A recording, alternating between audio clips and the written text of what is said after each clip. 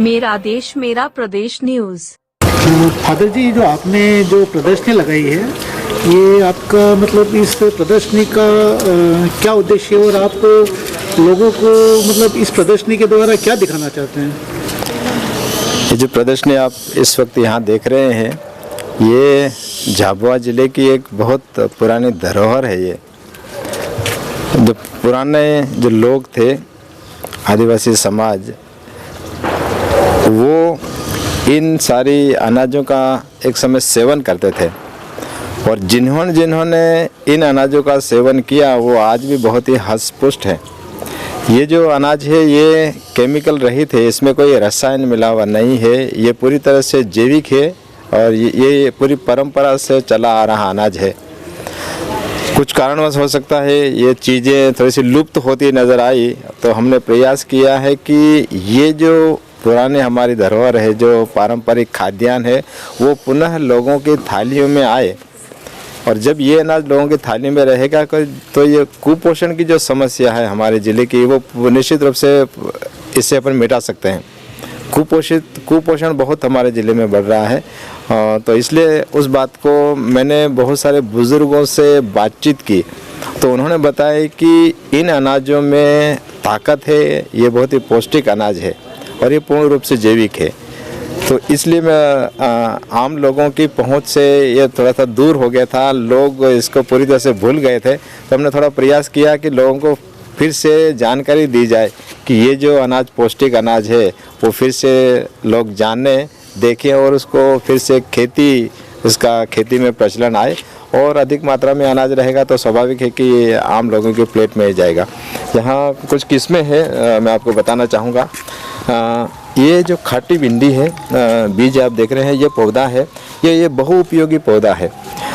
इसके जो पत्ते हैं, इससे सब्जी बनाई जा सकती है, इससे अचार बनता है और इसका जो लाल पेटल है उससे आप इसका जाम भी बना सकते हैं।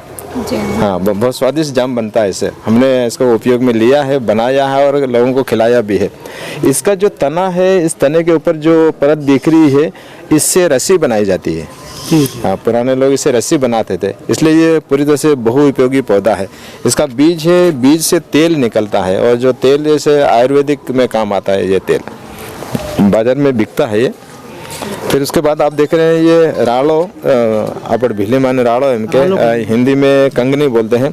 तो ये सबसे पुराना अनाजों में सबसे पुराना यह है। ये कहा जाता है कि लगभग 6000 साल पुराना ये अनाज है। इतनी पुरानी किस्म है ये, और शुरू में जैसे थी आज भी वैसे ही है।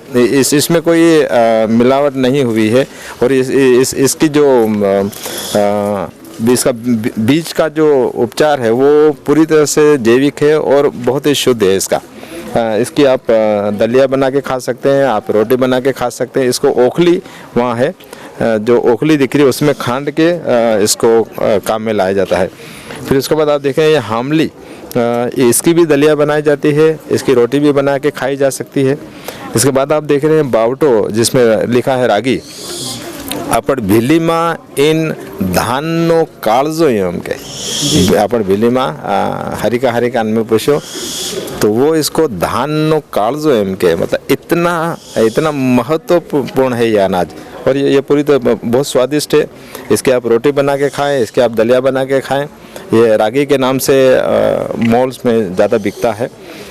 इसके बाद दिख रहे हैं कोदरा करके अनाज है, ये बहुत ही ताकतवर अनाज है जी। हाँ, इन इंसानों के लिए जो नई माएँ जो बच्चों को जन्म देती है, उस अवसर पर उनकी दलिया गुड़ के साथ इसको खिलाया जाता है। उसका अपने उसकी घाट भी देख रहे हैं, कोदरा की घाट लिखा हुआ है। मतलब इस तरह से उसको ओखली में खांड के उसको इस तरह से फाइन बनाया जाता है। इसमें 7 लेयर्स होती हैं। मतलब हाँ, इस छोटे से दिखने में बहुत छोटा है, पर इसमें 7 लेयर्स हैं इसमें। तो उसको मतलब कम से कम 3 से 4 बार उसको ओखली में खांड के फिर उसको शुद्ध किया जाता है। फिर उसको धो के पका के लोग खाते हैं। मवेशियों को भी, जो मवेशी बहुत ही कमज़ोर हो जाता है, पहले समय में लोग मवेशी पालते थे और जब मवेशी कमज़ोर हो जाता है तो उस समय इसको उसकी दलिया बना के मवेशी को खिलाते हैं। तो ये भी एक इसका। फिर एक कुरी करके अनाज है, इसकी भी आप दलिया बना के खा सकते हैं, रोटी बना के खा सकते हैं। गुजरो ये इस बार हमने खेत में लगाया था। आप एक छोटे से बीज से उसमें करीब 8 से 10 भुट्टे लगते हैं। हाँ इसके तो ये उपज में आपको 100% हमेशा इसका उपज मिलता है। और ये जो भी अनाज है ये मात्र 60 से 80 दिन की अवधि में है। ये सभी बारिश के अनाज हैं, इनको ज़्यादा पानी की आवश्यकता नहीं होती है। आप कैसे भी ज़मीन पे आप इसको उगा सकते हैं, ये इसकी खासियत है। इसमें से कुछ अनाज हैं जो आप उसको दूसरी फसल के रूप में भी उगाया जा सकता है। और ये इनका हर एक का घास होता है। आप एक उसको देख रहे हैं, वो जो पुला दिख रहा है वो कोदरे का है, मतलब इतनी हाइट उसकी होती है। अगर आप ये 10 तरह के अनाज अगर किसान बोता है तो उसको 10 तरह की पौष्टिकता युक्त घास मिलता है, जो मवेशियों के लिए बहुत ही फायदेमंद है। तो फादर जी इसमें एक बात वो भी चल रही है, जिसे कल्लेड़ू बोलते हैं। अपने भिली भाषा में एक प्रचलित है जो कल्लेड़ू बोलते हैं, तो उसका भी मतलब बहुत लुप्त हो चुकी है वो। आजकल क्या है कि जो भी खाना बनता है वो सभी गैस से बनता है। तो उसमें इतना महत्व नहीं है। जो कलेड़ी आप देख रहे हैं, मतलब आग में पकी हुई चीज़ का स्वाद ही बहुत अलग रहता है, बजाय कि आप गैस पे बनाओ। गैस पे चीज़ें जल्दी जल जाती है, इसमें चीज़ें पकती है अच्छे से, भाप में अच्छे से पकती है और इसलिए उसका स्वाद अच्छा रहता है। ये डाइजेशन में बहुत अच्छा रहता है। कलेड़ी का जो अनाज आप भले रोटी बनाओ पर वो डाइजेशन में बहुत अच्छा रहता है, इसलिए उसका उपयोग आज तक करते हैं। अच्छा। उसके पास में आप एक पात्रा देख रहे हैं जिसको आपण भेली में ठांगू है इनके। तो ठांगू ये लकड़ी का बना हुआ है। ये बहुत पुराना है। अगर मतलब ये जो जिस भी किसान का है, एक किसान से मैंने उसके बाद देखा तो मैं उसे लाया, मैंने बोला मुझे प्रदर्शनी में लगाना है। तो उसने किसान ने दिया कि उसने कहा कि ये करीब 60-70 साल पुराना है। ये लकड़ी का पूरा लकड़ी का बना हुआ है। इसके पास में आप एक कोठी देख रहे हैं, ये पूरी तरह से मिट्टी का बना पात्र है। और इसको बनाने वाली एक माँ है जो बिल्कुल जिसको कोई अक्षर ज्ञान नहीं है, उसकी कारीगरी इतनी बारीकी है, मतलब किस तरह से उन्होंने मिट्टी को मिला के एक फाइन चीज़ बनाई है। और ये इसकी जो आयु है, यूँ बोले कि कम से कम 100 साल तक ये रस अपने मकानों में आप उसको सुरक्षित रख सकते हैं। इसमें अनाज बहुत सुरक्षित रहता है, इसमें आप सालों तक इसमें अनाज रख लो। उसमें अभी फिलहाल तो अभी सब ये टीन से बने हुए, जो पत्रे से बने हुए, उनका ही उपयोग कर रहे हैं, उपयोग करते हैं लोग अधिकतर। इस मतलब कोठी को मतलब भुला दिया है, लेकिन आपने इसको फिर एक बार याद दिलाई है, ये बहुत अच्छा कार्य है। बिल्कुल। इसके पास में आप देख रहे हैं कि घट्टी है जो पारंपरिक चक्की। ये 150 प्लस साल है, ये 150 साल पुरानी है। ये नई चीज़ नहीं है, लकड़ी की बनी हुई अभी तक ताज़ा है ये। और घट्टी का अनाज पिसा हुआ और उसका एक अलग स्वाद रहता है। और क्योंकि घर की चीज़ है, आप उसको घर पहले ही, क्योंकि समय की बचत होती है। अगर एक महिला अपने घर से चक्की पे जाती है, अगर लाइट नहीं है तो उसको कम से कम 2.5 से 3 घंटा उसको वेस्ट करना पड़ता है। अगर उसके घर में चक्की है तो उसको सिर्फ आधा घंटा का समय लगेगा। उसको कहीं जाना नहीं पड़ेगा, उसको आने जाने का पैसा खर्च नहीं करना पड़ेगा। और बचत है, पूरी की पूरी समय की बचत है और पैसे की भी बचत है। फादर जी, अब हमने एक नया जो ये देखा है, फल देखा है, बिल्ला। ये भी मतलब हमने बहुत सुना था, लेकिन इसके उपयोग के बारे में आपको भी कुछ जानकारी आपको? ये जो फल है ये अभी तक तो हरा है, पर जब पकने पर ये पीला हो जाता है। पकने पर पीला हो जाता है तो इसके अंदर फाइबर रहता है। इस फल में फाइबर रहता है जो शरीर के लिए पाचन क्रिया में बहुत सहायक होता है। इसकी औषधि भी बनती है, पर अभी खाने के लिए इसको ज़्यादा काम में लाते हैं।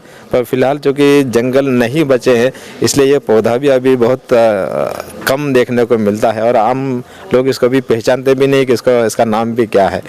पता जी, एक और विचित्र चीज़ जो ये अपनी भाषा में क्या तुंबड़ी बोलते हैं इसको, ये भी आपने प्रदर्शनी के लिए लगाई है।